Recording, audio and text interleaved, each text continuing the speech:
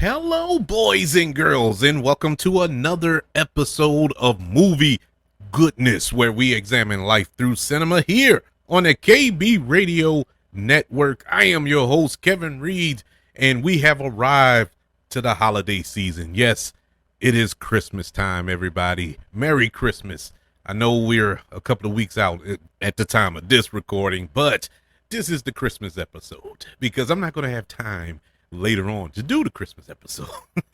But we are celebrating Christmas and the upcoming festivities of the holiday. But we're gonna do it different. You know me. I like to do things different here on Movie Goodness, and we're gonna dive in to the dark side of Christmas, if you will. We're going into the controversy surrounding Christmas. Now, not with Christmas itself, but with the people, with all of us, me and you, the controversy surrounding Christmas. Because around this time of the year, there's a lot going on. It's not just Christmas. You also have Hanukkah. You also have Kwanzaa.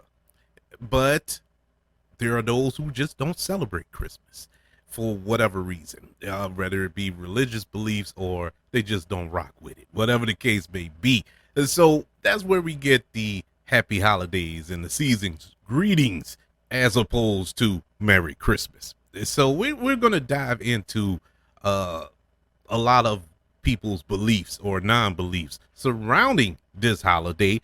And for our movie today, since we're diving into the dark side, let's do a dark Christmas movie.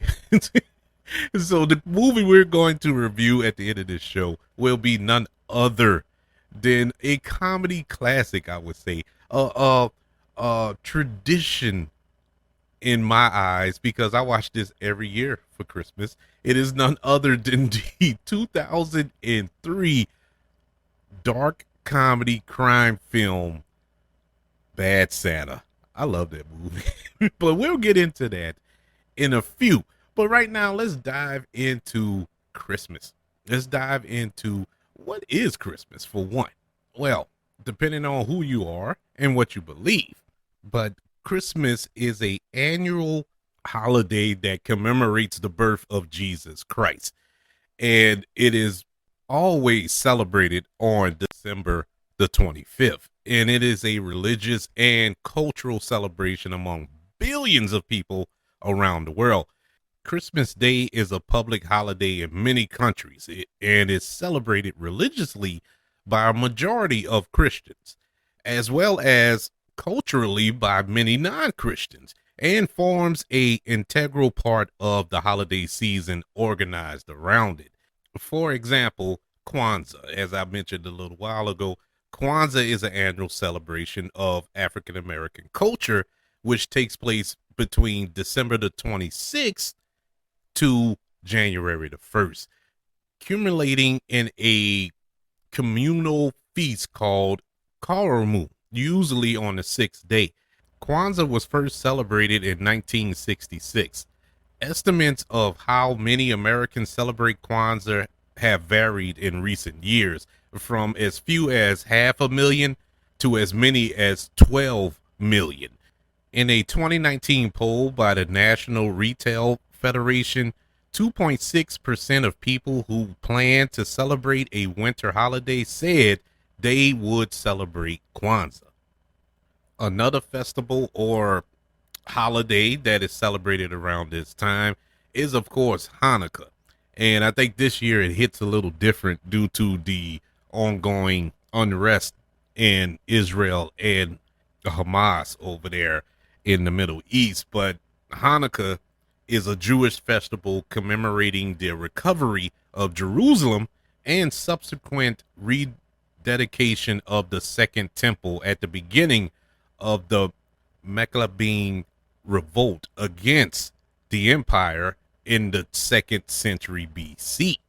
Hanukkah is observed for 8 nights and days, starting on the 25th day of Kislev, according to the Hebrew calendar, which may occur at the same time from late November to late December in the Georgian calendar. The festival is observed by lighting the candles of a nine stem branch, commonly known as Hanukkah. One branch is typically placed above or below the others, and its candles are used to light the other eight candles. This unique candle is called, and forgive me if I mispronounced it, shamash. Each night, one additional candle is lit by the shamash until all eight candles are lit together on the final night of the festival. Other Hanukkah festivities include singing Hanukkah songs and eating oil-based foods and dairy foods. And the only thing I knew about Hanukkah growing up was, and it's I hope I'm not offended, but it is the truth. The only thing I knew about Hanukkah, a friend of mine, he had got the Adam Sandler DVD, not DVD, CD, his comedy album, and we were listening to it. And on that comedy album, Adam Sandler, who is Jewish, he he had a song on there called the Hanukkah song, and that's all I knew about Hanukkah. I thought it was in the song claps. I mean, it's a funny song, but it really introduced me into what Hanukkah was, even though it wasn't 100% uh descriptive of this holiday, but it it really introduced me that there were different customs in different communities. And so it took a comedy album to, to teach me that. It's just weird, but yeah, that's how I come to know what Hanukkah was. Now, when it comes to Kwanzaa,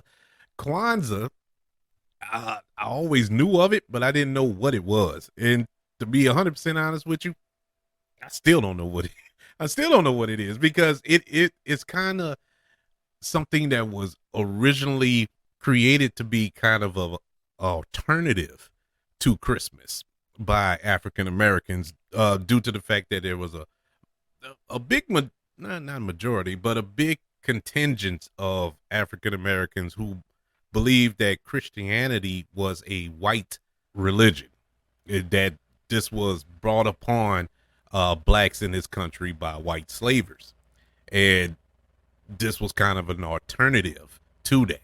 But as time goes on, from its creation, it's become more of a addition to Christmas, as opposed to being opposed of Christmas. And so it kind of just blended in with a continuation of the celebration, as far as just being an alternative that it was initially created to be. Now, with the traditional Christmas narrative recounting the New Testament in the Bible, known as the Nativity of Jesus, it says that Jesus was born in Bethlehem, and when Joseph and Mary arrived in the city, the inn had no room, so they were offered a stable where Jesus was born, and angels proclaiming its news to shepherds, and they spread the word. So this all it we all know, if you went to Sunday school any point of your life, you know the story of the birth of Jesus. I'm pretty sure that atheists know the stories of the birth of Jesus. So with the roots of this holiday being sprung up from Christianity, a lot of skeptics choose not to celebrate this holiday. So for whatever reason it is, I don't care if they just acknowledge Santa Claus or whatever. They don't rock with the holiday because of this. And this is what's bringing forth so much controversy. And this isn't something new. This isn't a current event here. This has been going on for centuries. It's just something that I chose to talk about today because I know a lot of people who don't celebrate the holiday. Now, there's a difference between not celebrating it and not acknowledging it. There's a big difference, because I know people who don't celebrate it, and they don't celebrate it because of, they lost family members around that time and it's kind of hard for them to celebrate it, or it's just not a cheery time for a lot of people. Let's not forget that around this time of the year, there, I, I, I could be speaking out of school here, but I believe the suicide rate goes up around Christmas time, if I'm not mistaken. I think I read that somewhere, but or I saw it on the internet, whatever the case may be. But I do know that suicides do go up around this time of the year because it's depressing. If you know, it can be depressing, especially if you're lonely or you're going through something, and you know, you see people who's happy and cheery, and you're not. It's not fun for a lot of people. Now, as far as the spiritual or religious aspect of it all, they're just people who don't agree with it. We can go all the way back to the 17th century. You know, in the 17th century, the Puritans had laws forbidding the celebration of Christmas, unlike the Catholic Church or the Angelic Church, the latter from which was separated from the Catholic Church. With the atheist cult of reason in power during the era of revolutionary France, Christian Christmas religious services were banned, and the Three Kings cake was forced to rename the Equality Cake under government policies. Later in the 20th century, Christmas celebrations were prohibited under the doctrine of state atheism in the Soviet Union. In Nazi Germany, organized religion as a whole was attacked by an enemy of the state, and Christmas celebrations were corrupted so as to serve the party's racist ideology. Modern day controversy occurs mainly in China, the United States, and to much lesser extent, the UK. Some opponents have denounced the generic terms holidays and avoidance of using the term Christmas as being politically correct. This often involves objections to governments and corporate efforts to acknowledge Christmas as a way that it is multiculturally sensitive. Now, over in China, the People's Republic of China is a doctrine of state atheism. And prior to the start of Christmas season in 2018, the Chinese government shut down many Christian churches and arrested their pastors to prevent them from celebrating the holiday. Here in the United States, the expression "the war on Christmas" has been used in the media to denote Christian related controversies. The term was popularized by conservative commentators such as Peter Brimlow and Bill O'Reilly, beginning in the early 2000s. Brimlow, O'Reilly, and others claimed that any specific mention of the term Christmas or its religious aspects were increasingly censored, avoided, or discouraged by a number of advertisers, retailers, government sectors, primarily schools, and other public organizations. As the term holidays gained popularity, some Americans and Canadians denounced the usage as a capitalization to politically correctness. A commentator on the for the Huffington Post addressed the position of commentators such as Bill O'Reilly, stating, "There is no war on Christmas. The idea is observed in every level." Heather Long, an American columnist at The Guardian, addressed the political correct question in America over use of the term holidays, writing, "People who are clearly celebrating Christmas in their homes tend to be conflicted about what to say in the workplace or at school. No one wants to offend anyone or make assumptions about a person's religious beliefs, especially at work.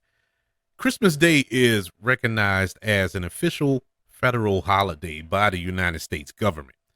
The American Civil Liberties Union argues that government-funded displays of Christmas images and traditions violate the U.S. Constitution, especially the First Amendment, which prohibits the establishment by Congress of a national religion. On the other hand, the Alliance Defending Freedom, a Christian advocated organization, believes that Christmas displays are covered by the First Amendment. as well as court ruling that has repeatedly upheld accommodationism. The debate over whether religious displays should be placed within public schools, courthouses, and other government buildings have been heated for several years. In some cases, popular aspects of Christmas, such as Christmas trees, lights, and decorations, are still showcased, but all associated with non Pacific holidays rather than with Christmas. The controversy also includes objections to policies that prohibit government or schools from forcing unwilling participants to take part in Christmas ceremonies. In other cases, the Christmas tree, as well as nativity scene, has not been permitted to be displayed in public settings altogether. Also, several U.S. chain retailers such as Walmart, Macy's, and Sears have experimented with greeting their customers with happy holidays or season greetings rather than Merry Christmas. Supreme Court rulings starting with Lynch versus Donnelly in 1984 have permitted religious themes in government funded Christmas displays that have legitimate purposes. Since these rulings have left governments uncertain on their limits, many such displays have included uh, singular elements such as reindeer, snowmen, elves, along with the religious elements. Other recent court cases have brought up additional issues, such as the inclusions of Christmas carols in public school performances, but none of these cases have reached the Supreme Court. A controversy regarding these issues arose in 2002 when the New York City public school system banned the display of nativity scenes but allowed the display of what the policy deemed less overly religious symbols, such as a Christmas tree or the Hanukkah candles and the Muslim star and crescent. The school system successfully defended its policies in court in 2006. Over in the UK, in the United Kingdom, the temporary promotion of the phrase Wintervale for the whole season of events, first from November the 20th to December the 31st in 1997, and then from Halloween to the Chinese New Year in January by Buckingham City Council in the late 1990s, remains a controversial example of quote unquote Christmas controversy. Critics attack the use of the word Wintervale as being politically correctness gone wrong and accuse council officials of trying to take the Christ out of Christmas. The council respond to the criticism by stating that Christmas related words and symbols were prominent in its public material. And then there's Santa Claus.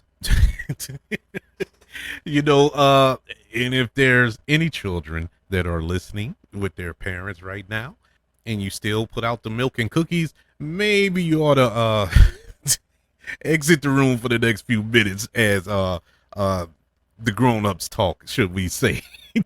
But we know that Santa Claus has been somewhat of a controversial figure as well. Santa Claus has partial Christian roots in St. Nicholas, particularly in the high church denominations.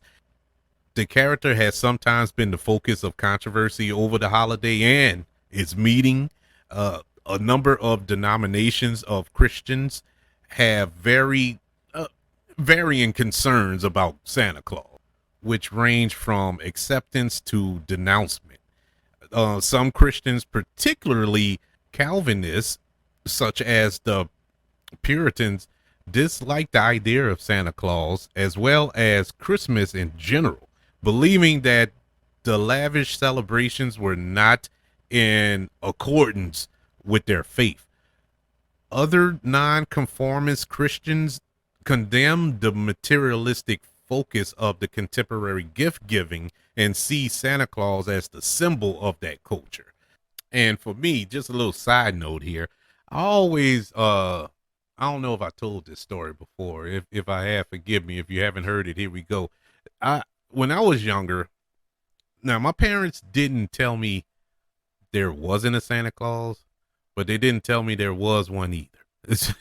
they didn't they didn't do that. I found out um I can't remember what age I was, but I was fairly young. I want to say around 4 or 5 when it really dawned on me because our house didn't have a chimney. And so I always I always wondered how he got in the house. Now I do recall asking my mom, how does Santa Claus get in the house? Because we don't have a chimney. And her response was, well, he has a key to the front door. And to be honest with you, you might sit there and call my mom a lie. And if that's the truth, me and you gonna have to fight because nobody calls my mom a liar. And secondly, she wasn't lying. Santa Claus did have a key to the front door because my Santa Claus was my mom and dad. And so she wasn't lying. But at the same time, she didn't tell me it wasn't a jolly fat man in a red suit, But regardless, I never really bought into the Santa Claus of it all. Even though when I went to school and no, I had to be a little older because I remember getting in trouble at school because I because I said I told some of the kids that there wasn't a Santa Claus because they were talking about it and I'm like there is no Santa Claus. I think they were asking what you want Santa to bring you or something to that effect. I don't know. Look, it's been 40 years. I can't remember that. I barely remember 40 minutes ago. And I was, they asked me, what you want Santa to bring me? Santa, there is no Santa Claus. That caused a big brouhaha. I vaguely remember that. But yeah, the Santa of it all, I never did get. I never did get. But whatever. That's like I don't understand the Easter bunny. I don't understand the coronation with Easter and the Easter bunny. I mean, Easter, just like Christmas, also is based in religion, also based in spirituality, um, because that was supposed to commemorate the death and resurrection of Jesus. And so, where does a bunny rabbit come into play? And eggs and all that. Where does all come into play? But whatever the case may be, those are just some of the controversies that surround this holiday here of Christmas. Uh, and look, I understand different cultures. I truly do. I understand if you're Muslim, if you're Jewish, and you don't celebrate Christmas per se.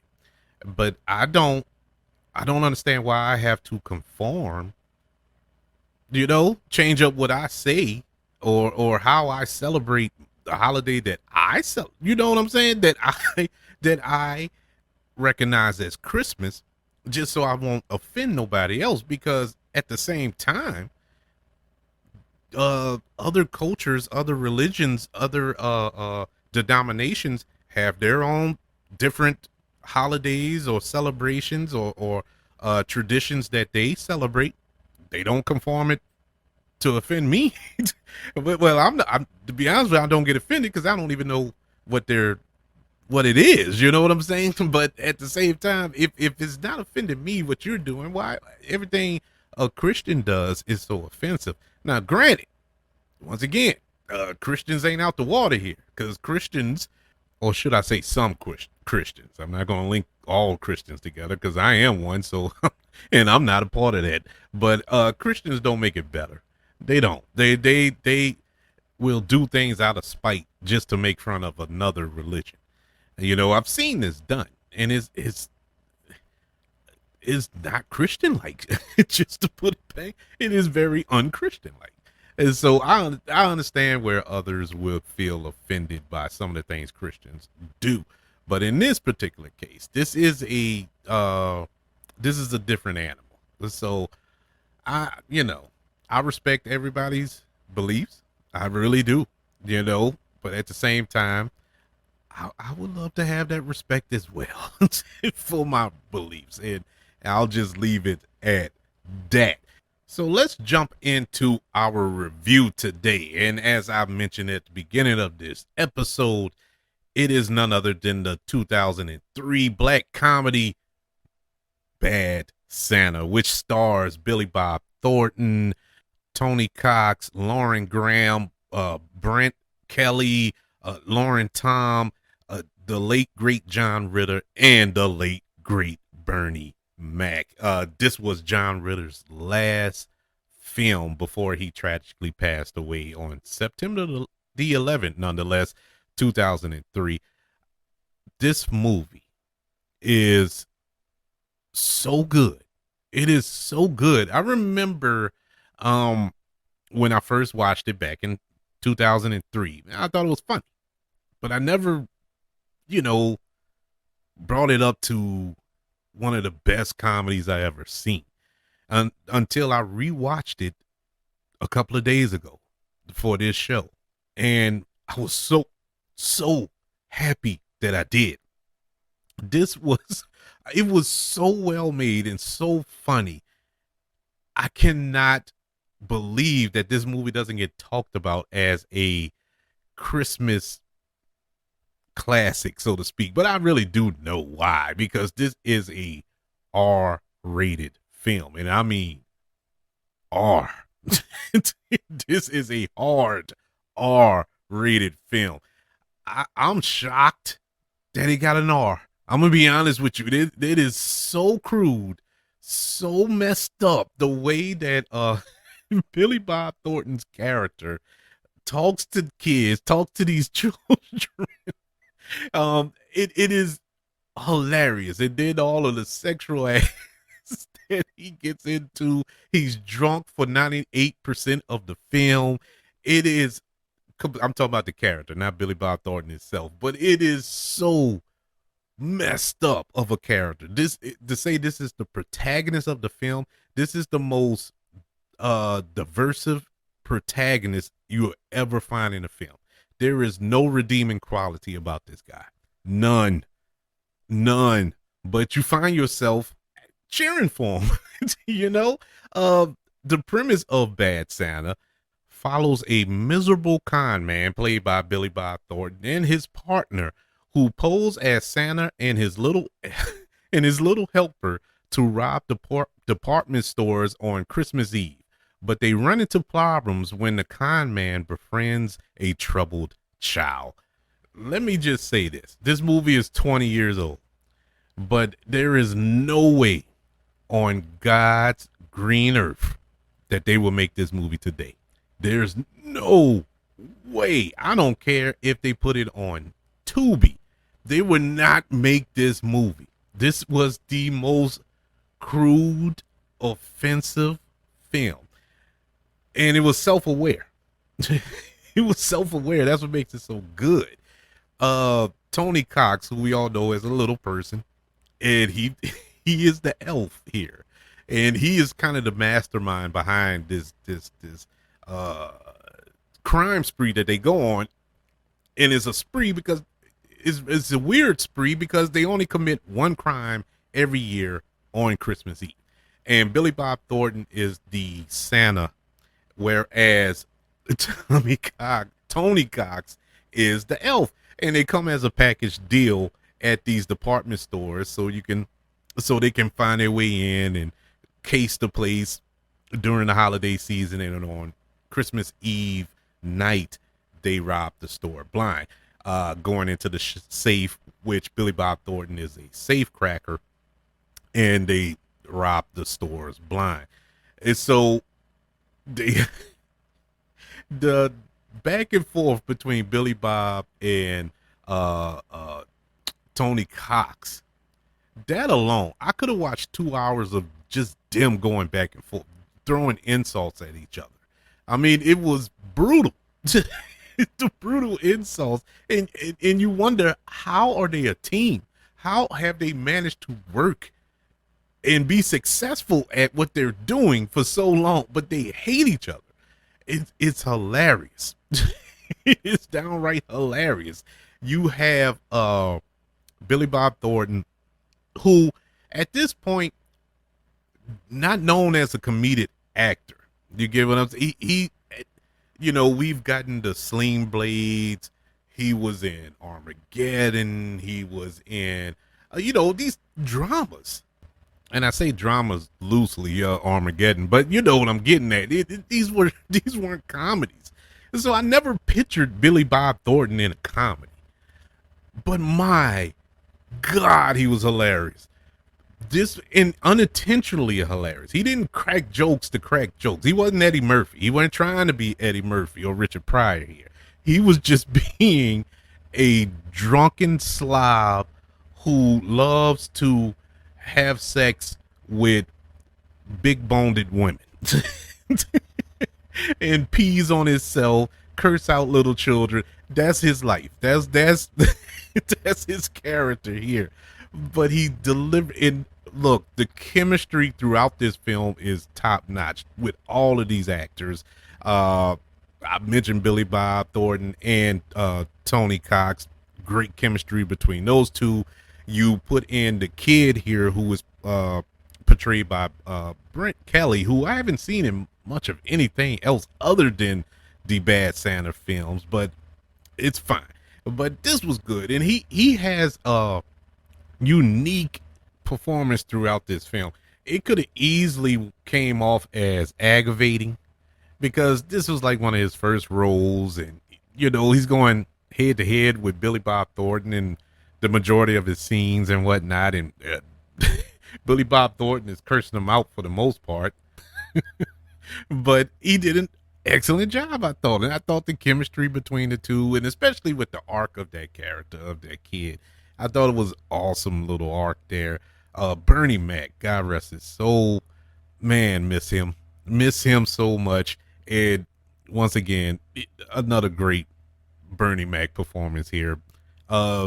Lauren Graham from the Gilmore Girls. She probably is the one character that I didn't too much care for. And I'm not character. I didn't like her performance, and I like Lauren Graham, but she just felt kind of ditzy, real ditzy. She falls for the Billy Bob Thornton character, and you wonder why. You never know why, because there's, like I said, there's no redeeming quality of this guy. But I guess you got to go off of the notion that sometimes people just are attracted to other, these crazy people, that's fine. But it just, that was kind of that little love interest portion of the movie really wasn't necessary for one, and it wasn't flushed out enough. Even though I like Lauren Graham, but I just didn't like her in this movie. John Ritter, God rest his soul. John Ritter, man, so funny, and he was funny unintentionally as well. He was only in a couple of scenes here, but the few scenes that he was in, it was great. It got to a point where you wanted to see more of his character, but we didn't get it.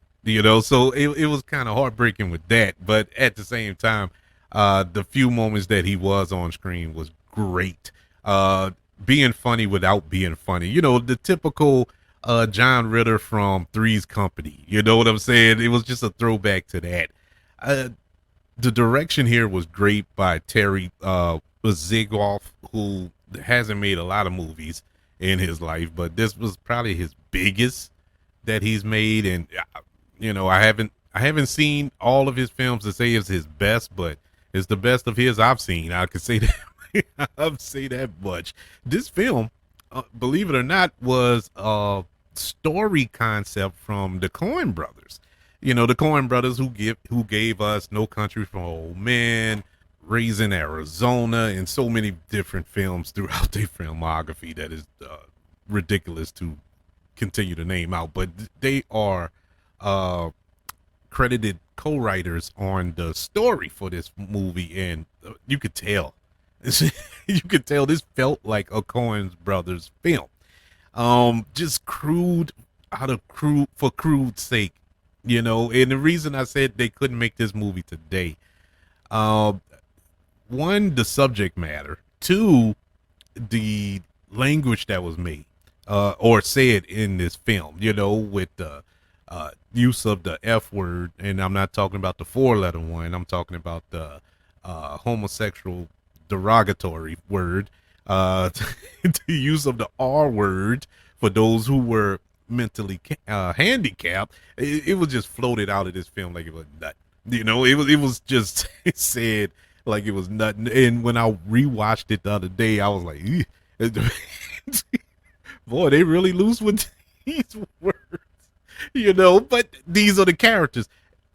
Look, I can understand if people get offended by those words in this film, but you also have to understand these characters are that crude. That's the way they would speak. So, not to say you accept it, but you get it. These are just despicable people here, you know. And so, as far as the film suffering for that, if they were to do it today, I don't think it would, in my humble opinion, because these are who these people are. And because if you walk around every day and think that people don't talk like this, act like this in the real world, my God, people, wake up. Wake up. But man, this was so funny, so good. They had a sequel that came out a couple of years after this. Well, not even a couple. I think about, what was it, 2016 or something like that. Uh, it wasn't as good as far as I remember. I vaguely remember it because I often wondered why they did a sequel to this movie.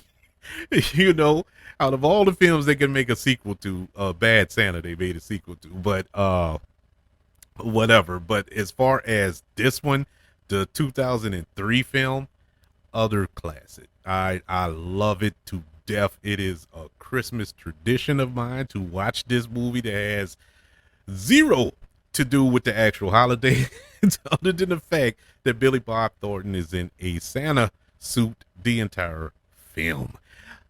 Bad Santa from 2003 gets a letter grade of an A minus. It is an exceptional film, I think. And I think if it's been a while since you've seen it, rewatch it. Rewatch it with 2023 eyes. You get a better appreciation for this film, because it, at its core, at the end of this film, dare I say, it was touching. It actually was touching.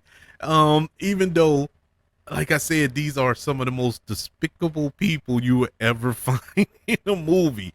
But this film does find a way to make this despicable character, who was truly despicable for 90% of the film, actually redeem himself in the last 10% of the film. It was amazing, and you bought it, and it was satisfying at the end. Bad Santa gets an A minus. So everybody, it is indeed the Christmas season. I hope that you've gotten all your Christmas shopping out the way. I know it's early, but get it out the way early.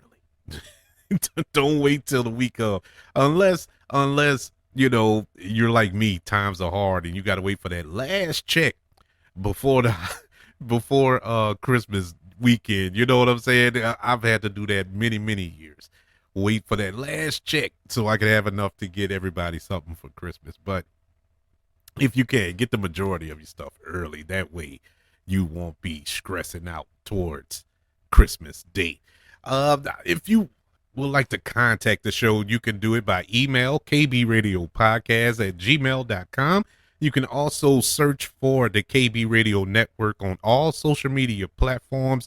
Also, YouTube, just search for the KB Radio Network channel. Subscribe and like this video if you don't mind. Also, don't forget about the 5 stars, reviews, sharing this show if you're listening on Apple Podcasts, Spotify, iHeartRadio, wherever you are currently listening to movie goodness here on the KB Radio Network. Everybody, I want to wish you all a Merry Christmas and a happy holiday season. Hope that Santa brings you something nice this year. If you've been nice, hope you weren't naughty. If you were naughty, Bad Santa's gonna come. Billy Bob Thornton is gonna come down your chimney. And so I hope everybody was nice this year and gets what they truly want, and deserve. Want you all to know that I love you. Continue to love one another. And until we speak again, you all be blessed.